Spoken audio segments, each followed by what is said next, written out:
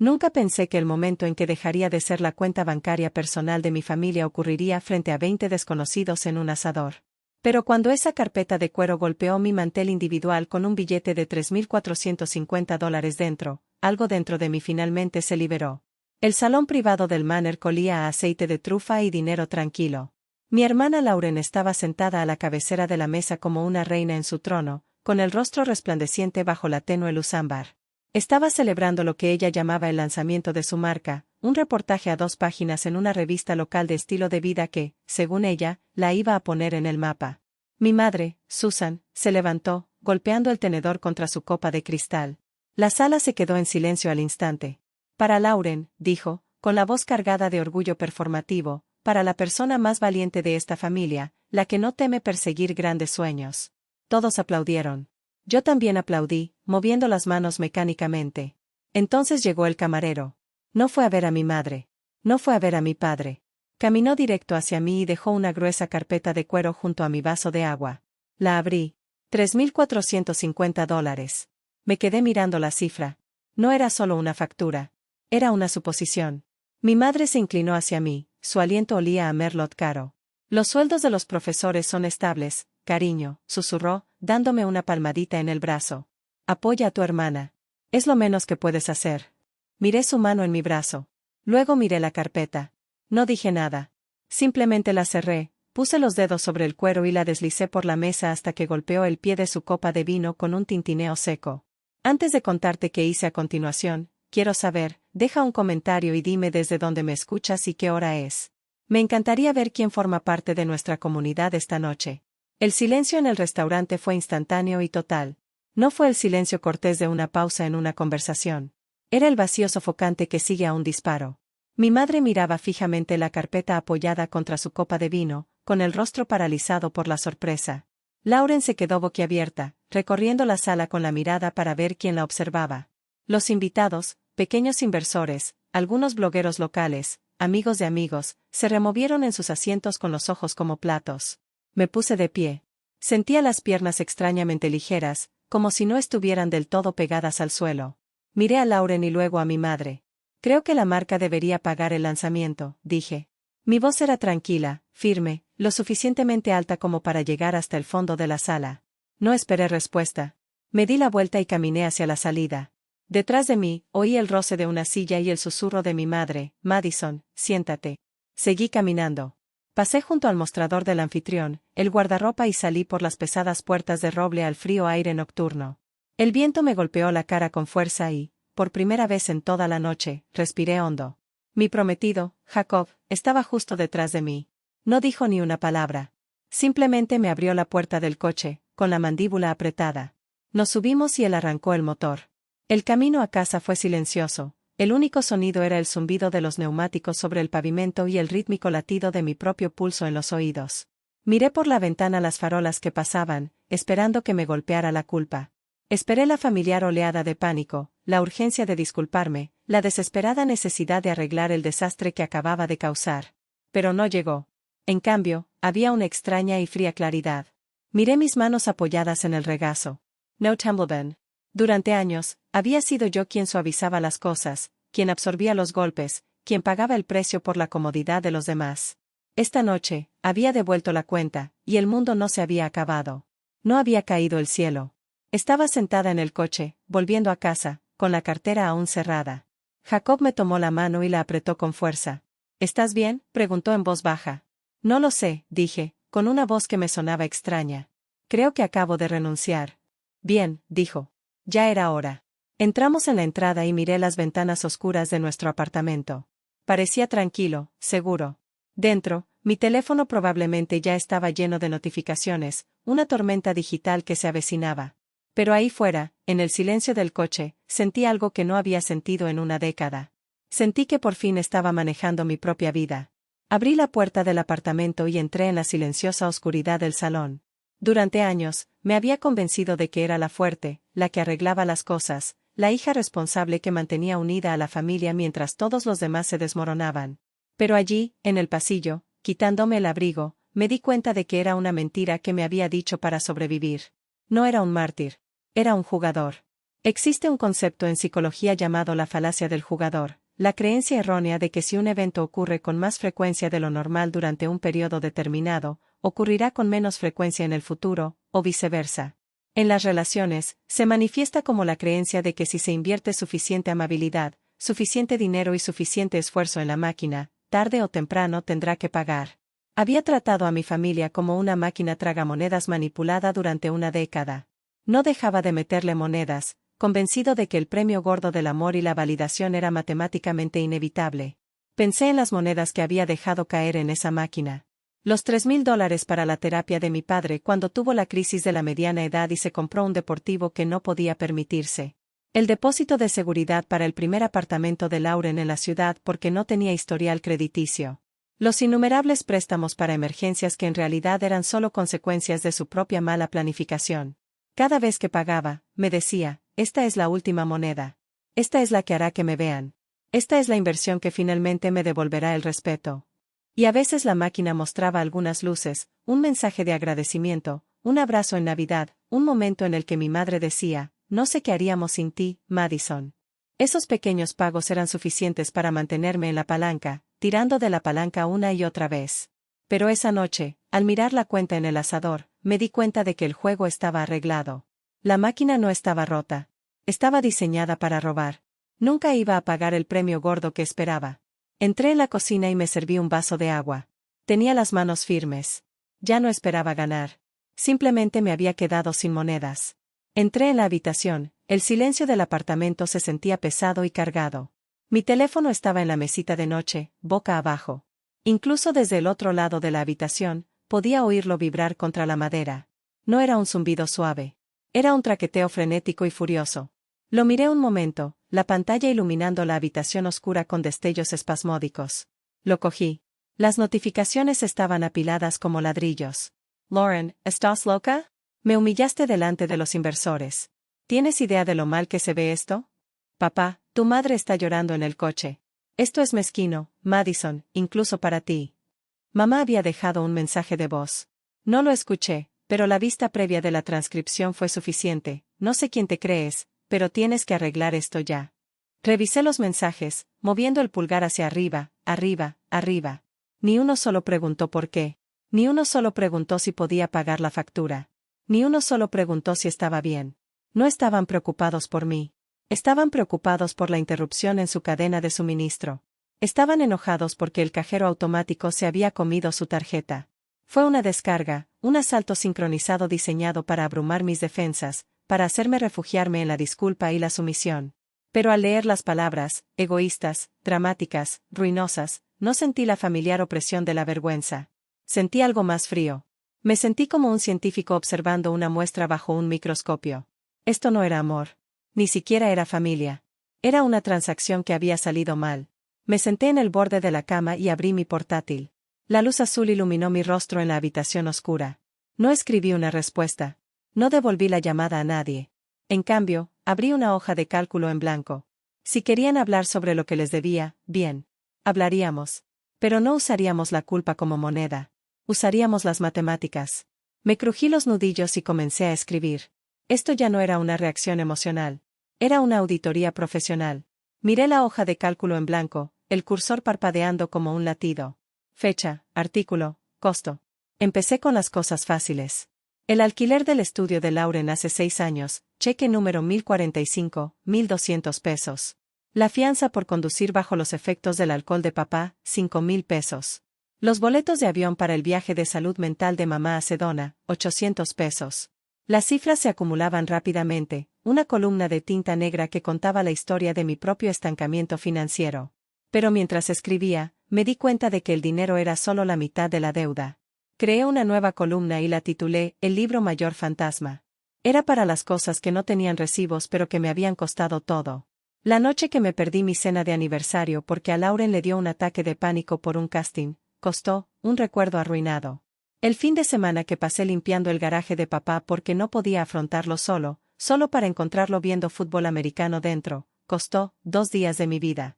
La vez que mamá me dijo que mi ascenso era bueno, pero pasó 40 minutos hablando del nuevo corte de pelo de Lauren, costó mi autoestima. Escribí hasta que me dolieron los dedos. Anoté cada disculpa que me tragué, cada límite ignorado, cada vez que fui la conductora designada, la terapeuta, el saco de boxeo emocional. Estaba acumulando un balance de dolor. Y el total era abrumador. No solo estaba en números rojos. Estaba en bancarrota. A mi lado, Jacob revisaba su teléfono. Oye, dijo con voz tensa, mira esto. Levantó la pantalla. Era la foto que había tomado del recibo del restaurante. Amplió la sección inferior, pasando el filete y el vino. Allí, en letra pequeña, había un detalle que se me había pasado por alto en mi furia: depósito de habitación privada, reserva para un evento futuro, 1.500 pesos. Me quedé paralizada. ¿Qué es eso? No lo sé, dijo, pero está fechado para el mes que viene. Cogí el teléfono y llamé al restaurante. Era tarde, pero contestó el gerente. Puse mi mejor voz de asistente de madre. Hola, llamo para confirmar los detalles del depósito del recibo de Henderson de esta noche. Solo queremos asegurarnos de que la fecha de la fiesta de aniversario sea correcta. El gerente tecleó. Sí, señora. El Salón Toscana está reservado para la celebración del 30º aniversario de Susan y David el día 15. El depósito de 1.500 pesos reserva el espacio. Colgué. Me temblaba tanto la mano que casi se me cae el teléfono. La fiesta del 30º aniversario. La que mi madre me había dicho que estaba cancelada. La que, según ella, no podían permitirse este año. No la iban a cancelar. La estaban reservando. Y estaban usando mi dinero. El dinero que debía pagar por la cena de Lauren para reservar el lugar para una fiesta a la que ni siquiera me habían invitado. Myra Jacob. No me pidieron que viniera. Lo anunciaron. Domingo por la tarde. Mi teléfono vibró con un mensaje de mi padre: estamos abajo. Llámanos. Tenemos que arreglar esto. Myra Jacob. Estaba de pie junto a la encimera de la cocina, con los brazos cruzados, con cara de pelea. ¿Quieres que me quede?, preguntó. No, dije. Quédate en la habitación. Tengo que hacer esto yo. Necesitaba que vieran que mi fuerza no venía de él. Venía de mí. Los dejé pasar. Al abrir la puerta, el pasillo pareció encogerse. Mi padre entró primero, llenando el espacio con su presencia pesada y decepcionada. Mamá lo siguió, agarrando su bolso como un arma. Lauren cerraba la marcha, con gafas de sol enormes en el interior, probablemente para ocultar sus ojos hinchados por el llanto performativo. No se quitaron los abrigos. No me saludaron. Entraron en mi sala y reclamaron el espacio como si fueran los dueños de la propiedad. Siéntate, dijo mi padre. No fue una pregunta, sino una orden. Me senté en el sillón frente al sofá. Dejé la carpeta manila que había preparado en la mesa de centro, entre nosotros. Dentro estaban las hojas de cálculo, los extractos bancarios y la foto ampliada del recibo con el depósito de Italia marcado con un rotulador rojo. Apoyé la mano encima. Vamos a reiniciar, empezó mi madre con voz tensa y controlada. Se sentó en el borde del sofá, con la postura rígida. Has perdido el rumbo, Madison. El martes por la noche fue una desgracia. Avergonzaste a tu hermana. Le faltaste el respeto a tu padre. Y montaste una escena de la que todavía se habla. Nunca me había sentido tan humillada, añadió Lauren, con la voz quebrada en el momento justo. Mis inversores me preguntaban si somos financieramente inestables. ¿Sabes lo difícil que es conseguir financiación cuando tu propia hermana insinúa que eres una obra de caridad? Estamos dispuestos a superar esto, interrumpió papá, levantando una mano para silenciar a Lauren. Me miró con esa mezcla familiar de severidad y lástima. Sabemos que has estado estresado. Quizás tengas celos del éxito de Lauren. Quizás te sientas abandonado. Te perdonamos, pero tienes que disculparte. Tienes que pagar la factura que dejaste y tienes que arreglar esto. Los miré de verdad. Durante años, este tribunal me habría aterrorizado. Habría estado llorando, rogándoles que comprendieran, desesperada por demostrar que no era la mala. Pero hoy, el miedo había desaparecido. En su lugar, estaba la fría indiferencia de un auditor que examina los libros de una empresa en quiebra. No eran mi familia en ese momento. Eran malas inversiones que intentaban conseguir otra ronda de financiación. ¿Has terminado?, pregunté. Mi voz era suave, monótona. Terminamos cuando te disculpas, espetó mamá. No me disculpé. No grité.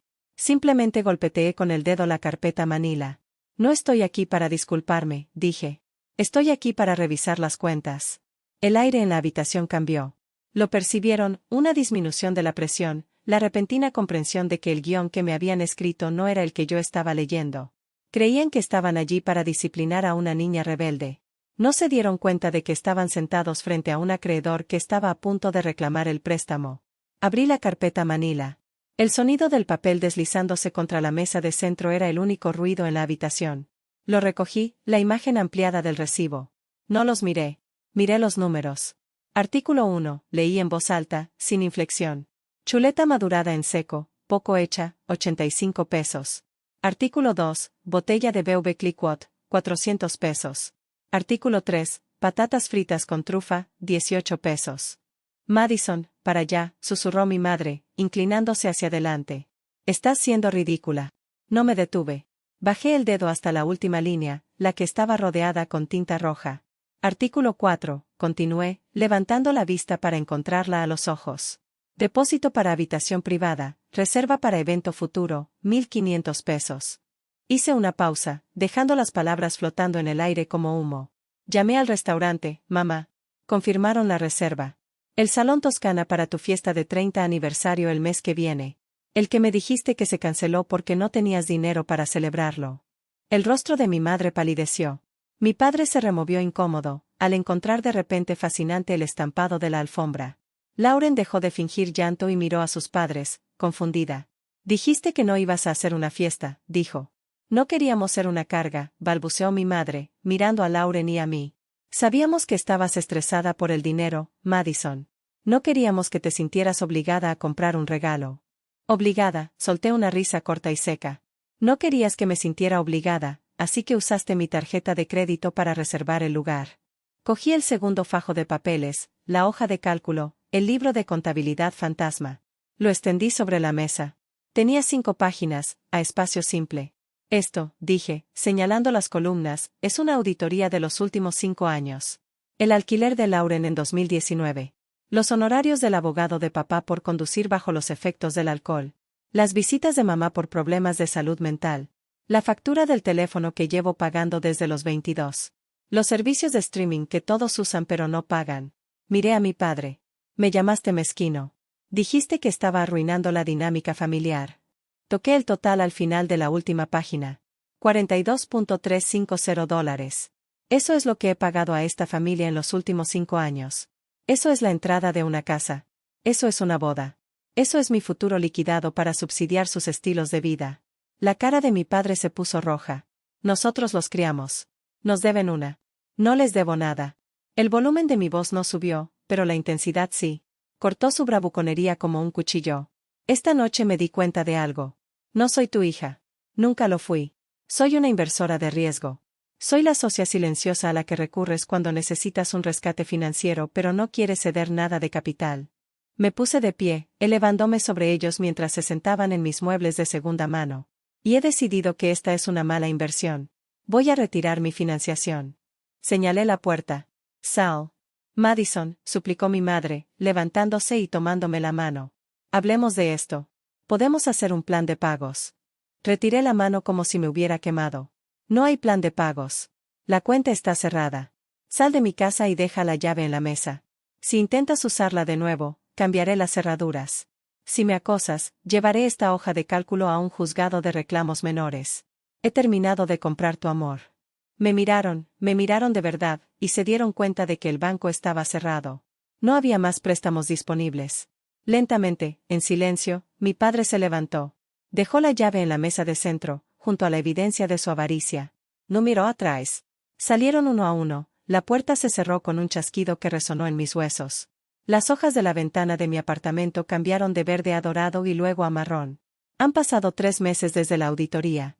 Mi teléfono está en la mesa de centro, con la pantalla negra, en silencio. Durante años, ese silencio me habría aterrorizado. Lo habría sentido como un castigo, como la calma antes de una tormenta de remordimientos y exigencias. Pero ahora, el silencio se siente diferente. Se siente como el recibo de una deuda totalmente pagada. Se siente como la paz. Abrí la aplicación del banco esta mañana. Las cifras eran más altas que nunca. El drenaje mensual, las facturas del teléfono, los servicios de streaming, los préstamos de emergencia que nunca regresaban, habían parado. Los $42.000 que habría despilfarrado en los próximos 5 años se quedan aquí. Me volví hacia Jacob, que estaba preparando café en la cocina. Reserva, dije. No vamos a Italia. No vamos a donde mi madre quería hacer realidad su fantasía de una familia perfecta. Vamos a Tokio, porque ahí es donde quiero ir.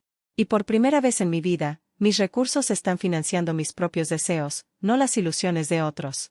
Me senté en mi escritorio y abrí el portátil una última vez. Miré la hoja de cálculo, el libro de contabilidad fantasma. Ya no era motivo de ira. Solo eran datos, registros históricos de un negocio fallido. Moví el archivo a la carpeta de archivo y lo cerré. La pantalla se apagó, reflejándome mi propio rostro. Parecía cansado, sí, pero también parecía libre. Entonces me di cuenta de que el precio de mi libertad era alto. Perdí a una madre, un padre y una hermana. Perdí la ilusión de una red de seguridad. Pero al mirar alrededor de mi tranquilo y apacible salón, sabiendo que nadie vendría a perturbar mi santuario, supe que el precio de quedarme habría sido mayor. La cuenta está cerrada. El saldo es cero. Y por fin estoy en números negros. Si alguna vez te has sentido como el único que da mientras los demás reciben, si has sido quien silenciosamente financia los sueños de otros mientras los tuyos acumulan polvo, esta historia es tu permiso para dejar de hacerlo. No eres un banco. No eres una póliza de seguro. No eres una red de seguridad para quienes se niegan a recuperarse. Tu paz, tu futuro, el dinero que tanto te costó ganar, todo te pertenece primero. Cierra la cuenta. Cambia las cerraduras. Y empieza a invertir en la vida que realmente quieres vivir. Comparte esta historia si la necesitabas y suscríbete para conocer más verdades sobre cómo liberarte de dinámicas familiares tóxicas y finalmente elegirte a ti mismo.